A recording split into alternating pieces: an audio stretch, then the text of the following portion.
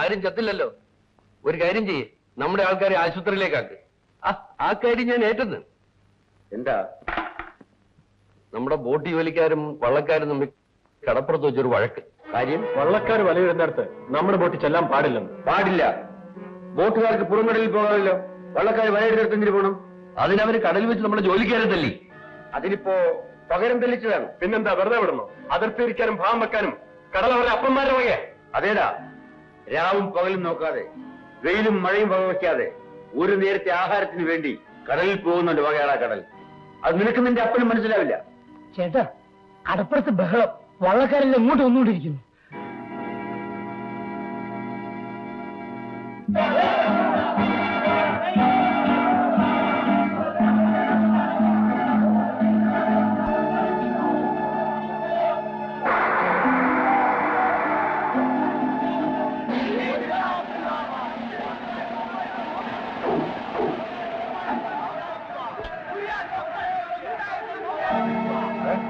അവിടെ വലിയ ബഹളമാണ്. ഇപ്പോൾ അങ്ങോട്ട് പോകണ്ട. അവരെ ഞാൻ സമാധാനപ്പെടുത്തിക്കോളാം.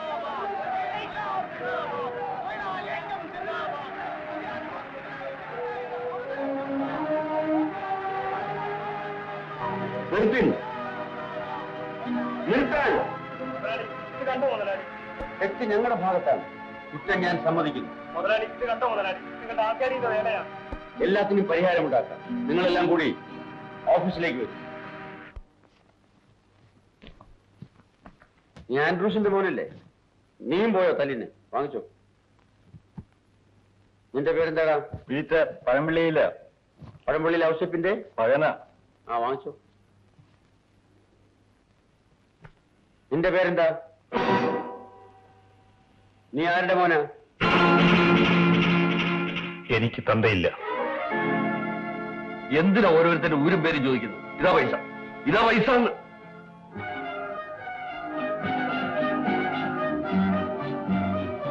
ഈ പണം കൊണ്ട് മുമ്പ് തണ്ടും പങ്കായവും പിടിച്ച നിങ്ങളുടെ കൈവെള്ളയിലെ തലമ്പുകൾ മറയ്ക്കാൻ കഴിയില്ല. ഇതുകൊണ്ട് നിങ്ങൾ എന്നിൽ ഏൽപ്പിച്ച മുറിവുകളും കഴിയില്ല.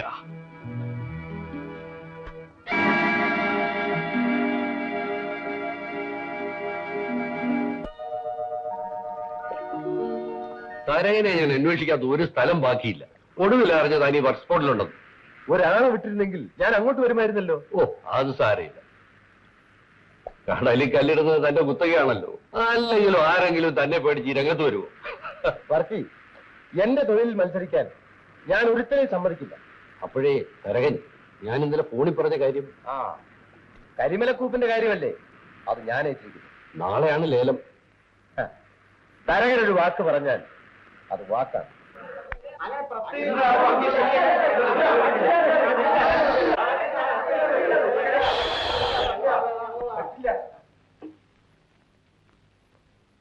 ഞാൻ വാക്ക് കൊടുത്തു പോയി.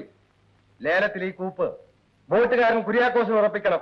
മിസ്റ്റർ തരകൻ, അത് നിങ്ങൾ സ്വയം അങ്ങ് നിശ്ചയിച്ചാൽ മതിയോ? 1,00,000 രൂപ ഞാൻ നിങ്ങൾക്ക് വീതിച്ചു തരും. 10,000 രൂപ ഓരോരുത്തർക്കും വീതം. എനിക്കാരുടെയും കർമ്മക്കാശ് വേണ്ട. നീ കാശുകാരനാണെന്ന് എനിക്കറിയാം.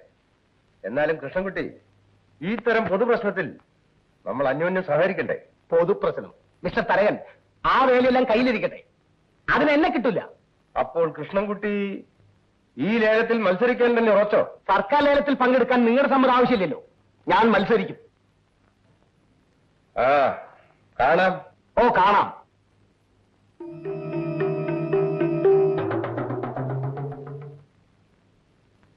സാർ, എന്റെ അപ്പൻ പറഞ്ഞ കേൾക്കാതെ പോകണം. തന്റെ അപ്പം പറയുന്നത് എല്ലാവരും കേൾക്കണമെന്നുണ്ടോ? കേൾക്കണം. ഇല്ലെങ്കിൽ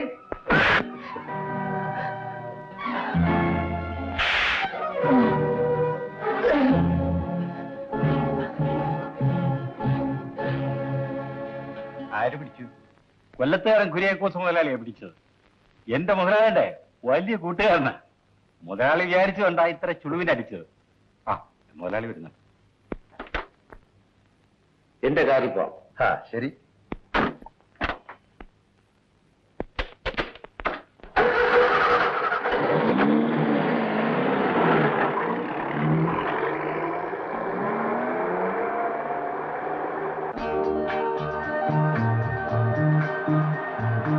കൃഷ്ണൻകുട്ടി ആരെങ്കിലും പറഞ്ഞയക്കുമെന്ന് ഞാൻ പ്രതീക്ഷിച്ചു. പക്ഷേ കണ്ടില്ല.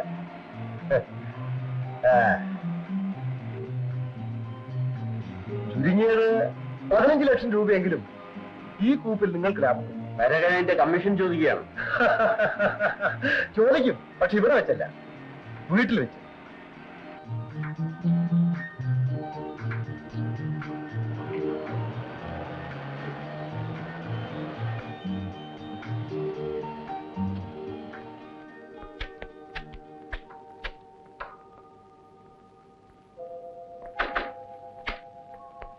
വരണം. ഇതെന്റെ മകൻ സണ്ണി. ഹലോ. ഒന്നുമില്ല, എന്റെ കൂടെ ബിസിനസ്സിലാണ്. ഓഹോ, വരൂ. ഇരിക്കൂ.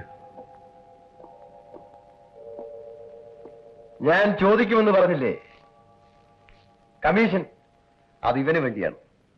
തരകൻ പെണ്ണ് ചോദിക്കുകയാണ്. നമ്മുടെ റോസലിനെ തരകന്റെ മോന് കെട്ടിച്ചു കൊടുക്കുമോ എന്ന്. അതെ.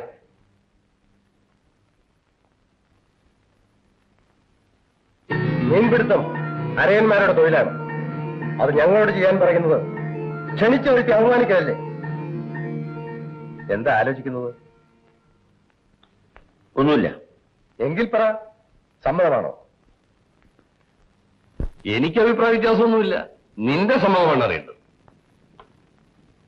സമ്മതിച്ചിരിക്കുന്നു. വാക്ക്. വാക്ക്.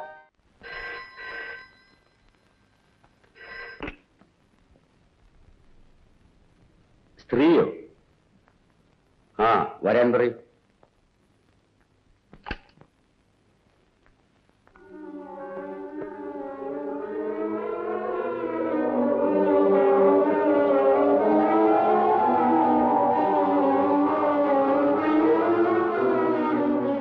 നീ ഇവിടെ? ഇഷ്ടപ്പെട്ടില്ലല്ലേ? എന്റെ ഇഷ്ടം നോക്കിയല്ലോ നീ ജീവിച്ചത്. നിനക്കെന്ത് വേണം? പറയൂ.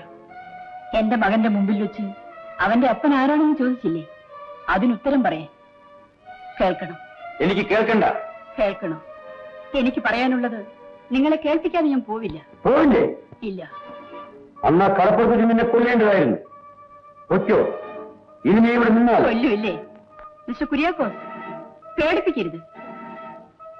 ഒരു കാലത്ത് ഈ കടൽക്കരയിൽ കെട്ടും പൊട്ടും തിരിയാതെ വളർന്ന ആ പാവം പെണ്ണല്ല നിങ്ങളുടെ മുമ്പിൽ നിൽക്കുന്ന ഈ സാറ. ഓർമ്മയുണ്ടല്ലോ, ഒരിക്കൽ ക്ഷീണിച്ച് വീട്ടിലേക്ക് വന്ന നിങ്ങൾക്ക് ദാഹിച്ച് വെള്ളം പോലും തരാതെ എന്റെ അമ്മ ഇറക്കി വിട്ടത്. പിന്നീട് ഞാനും ആഹാരം കഴിച്ചില്ല. വിശപ്പും ദാഹവും സഹിച്ച് കടൽക്കരയിൽ പലനാൾ ഞാൻ കാത്തുനിന്നു. കണ്ടില്ല. ഒരു രാത്രി തളർച്ചയിൽ മയങ്ങിക്കിടക്കുമ്പോൾ ദൂരെ ബോട്ടിന്റെ ശബ്ദം കേട്ടു. അമ്മ അറിയാതെ ഞാൻ പുറത്തിറങ്ങി.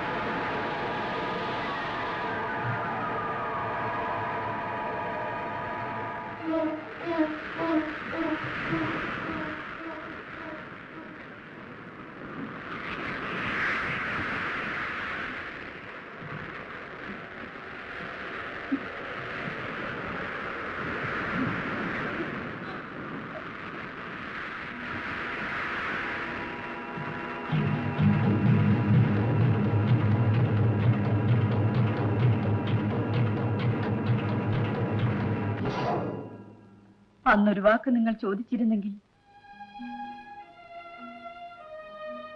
ഇല്ല, ചോദിച്ചില്ല. പിന്നീട് കണ്ടപ്പോൾ നിങ്ങൾ അന്വേഷിച്ചത് എന്റെ കുഞ്ഞിന്റെ അച്ഛനെയാണ്. ആരായിരുന്നു ആ പുരുഷൻ? 25 വർഷമായി ഞാൻ എന്നോട് ചോദിച്ച അതേ ചോദ്യം തിരിച്ചു ഞാൻ നിങ്ങളോട് ചോദിക്കാണ്. ഏതായിരുന്നു ആ നിഴൽ? പറയൂ, ഏതായിരുന്നു ആ നിഴൽ?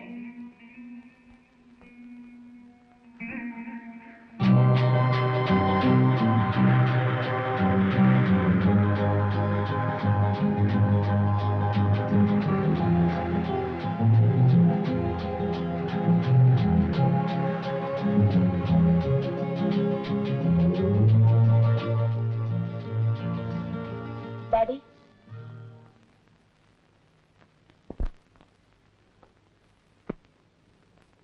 മോൾ ഉറങ്ങിയില്ലേ? എനിക്ക് ഡാഡിയോട് ചെയ്ത് പറയാനുണ്ട്. വേണ്ട, സ്വസ്ഥത നശിച്ചാണ് ഞാനിരിക്കുന്നത്. ഞാനും എങ്കിൽ മോള് പോയി ഉറങ്ങിക്കൂ. ഉറങ്ങാം, ഡാഡിയുടെ മറുപടി കേട്ടിട്ട്. അതനുസരിച്ചായിരിക്കും പിന്നീട് ഞാൻ ഉണരുന്നത്. ചിലപ്പോ ഒരിക്കലും ഉണരാതെ ഉറങ്ങുന്നത്. നീ എന്താ പറഞ്ഞത്? എന്റെ സന്തോഷമാണ് ഡാഡി ആഗ്രഹിക്കുന്നതെങ്കിൽ എനിക്ക് നിശ്ചയിച്ച വിവാഹം നടത്തരുത്. മോളെ, ഞാൻ വാക്ക് കൊടുത്തുപോയി. ഞാനും വാക്ക് കൊടുത്തിരുന്നു ജോസിന്. ഡാഡിക്ക് വേണ്ടി ഞാനത് മാറ്റി. പകരം എനിക്ക് വേണ്ടി ഡാഡിയും തിരുത്തണം.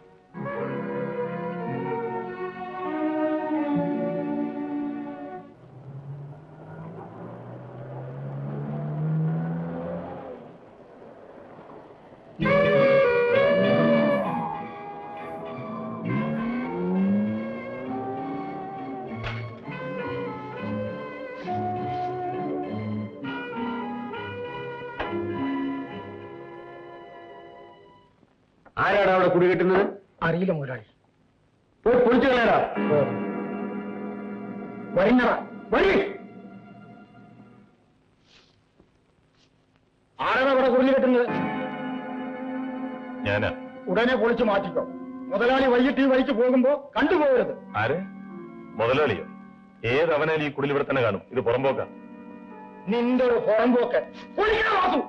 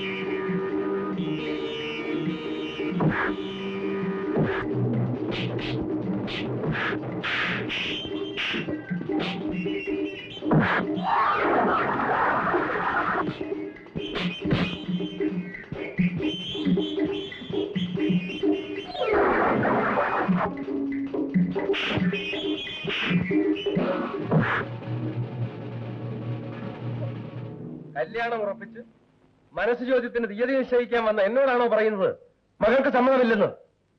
അത് വാക്ക് തരുന്നതിന് മുമ്പ് അന്വേഷിക്കേണ്ടതായിരുന്നു. നിങ്ങൾ ഇരിക്കൂ. എന്തിന്?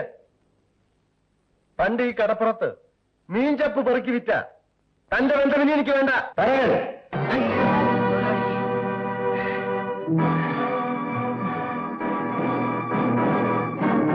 എന്റെ കുടിൽ പൊളിക്കാനവന്മാരെ അയച്ചു അല്ലേ? ഇനിയുണ്ടോ ആളുകൾ? അയക്ക്. ഞാൻ അവിടെ തന്നെ കാണും, എന്റെ കുടിലിൽ. കുര്യാക്കോസ്, തന്നേക്കാൾ പണവും പദവിയും ഉള്ളിടത്തുനിന്ന് ഞാൻ എന്റെ മകനെ കൊണ്ട് പെണ്ണ് കെട്ടിക്കും. ഒന്നോർത്തോ, പക കൂടി ഒരു വിഷപ്പാമ്പരെയാണ് നീ മോഹിച്ചു വിടുന്നത്.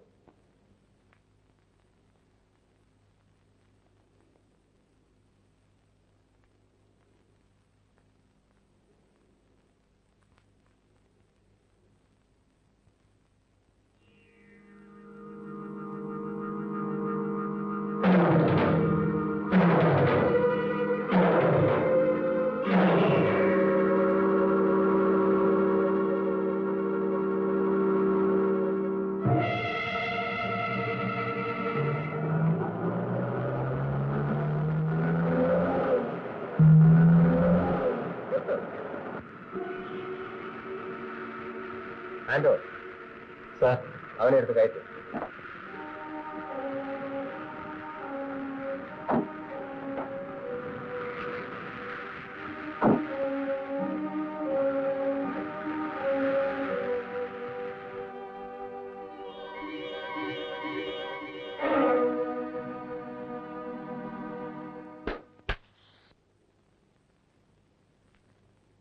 രാജന്റെ ആവേശം കൊണ്ടും ശക്തി കൊണ്ടും മാത്രം കുര്യാക്കോസിനെ നേരിടാനാവില്ല.